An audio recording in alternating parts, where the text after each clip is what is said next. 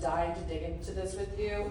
How many of you online have noticed this trad wife phenomenon? You know what I'm talking about? Trad wife, hashtag trad wife, trad life, traditional wife, traditional. Can you explain this? And then let's talk about how to combat it. Or, you know, I would love just want your thoughts.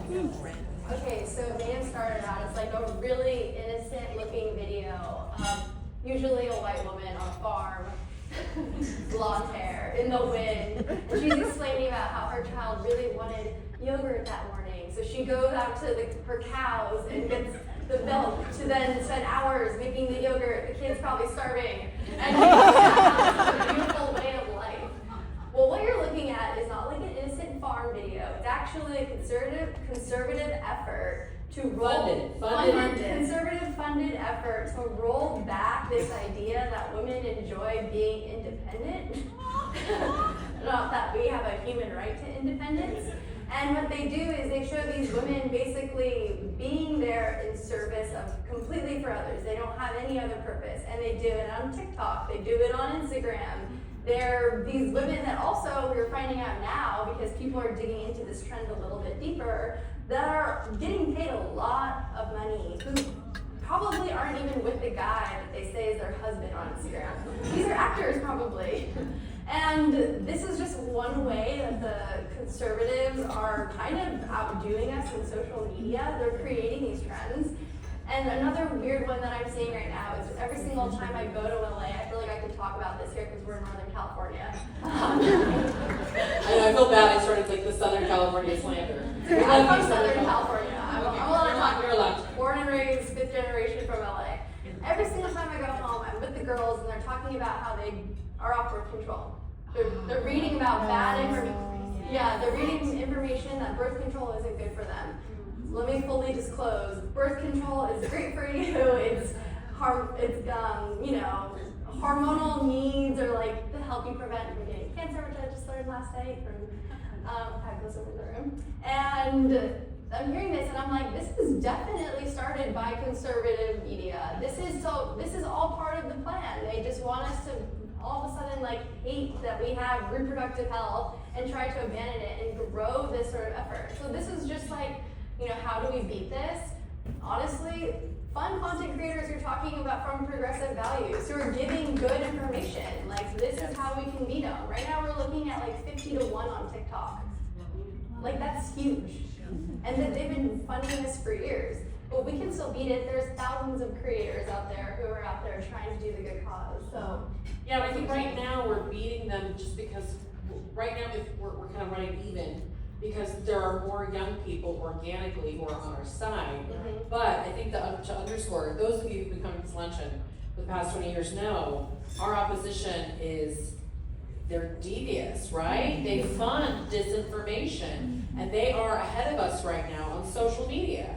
They are trying to create a new cultural movement of young women who want to stay home and raise kids. There's nothing wrong with that, but they're also creating a movement of those women to say, this is the superior things to do. This is the culturally more appealing thing to do, and to devalue independence, to your point. And I stumbled upon it accidentally by watching someone make bread. Innocent. That's how they get you. All of a sudden I'm being told, I'm not a feminist, I take care of my husband. Whoa. How do we get from bread to that? But it's a thing. So Aisha, I know you're tracking this info. We've talked about this. You and Kai have had partnerships with other folks to make sure you're creating content where folks are actually doing active pushback. So say more about some of that. Yeah. I think it's kind of twofold, right? I think as I'm thinking about our own strategy and sort of our journey as a company, right? We became a nonprofit as of about 6 to 8 months ago, because one, only 2% of all, women entrepreneurs get funding, right? I'm also learning that there's that same funding gap when it comes to nonprofits and philanthropic funding as well. But part of it was we know that so much of our mission-driven work means that brands don't always want to touch us. They don't always want to talk about feminism, right? Yeah. And so it's extremely underfunded as the for-profit side. And so we have this incredible audience that we built online. do we empower our audiences to be able to support us, to be able to also like open ourselves up to philanthropic funding, to grants that are doing a lot of this work when it comes to like getting progressive media to do narrative change work, and then also still being able to do kind of like our traditional like partnership work. And so it felt like a kind of a smart strategy for us as like a company and what it is that we're building for this exact reason, right? Because the right is far outpacing the funding when it comes to creators, to social media, to how to kind of get the message online, which is contributing a great amount to all the disinformation. And I think it's also why, and I feel really passionate about this too, that like we see ourselves as like the hub, right? So we are like 6 million online, which is like kind of a hard number for people to really imagine, but it's large. It's like the largest, right? It's very, very powerful, incredibly impressive. Thank you.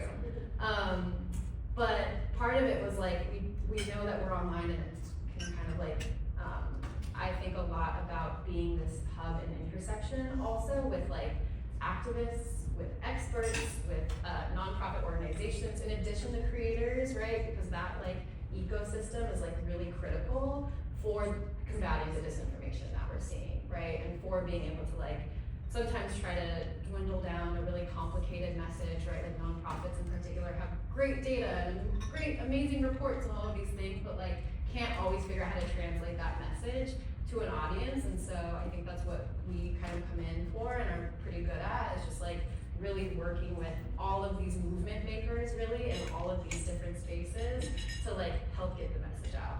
So, if you have your phone, when you get it out, go to Instagram, follow FEMINIST, you're gonna see some really incredible content.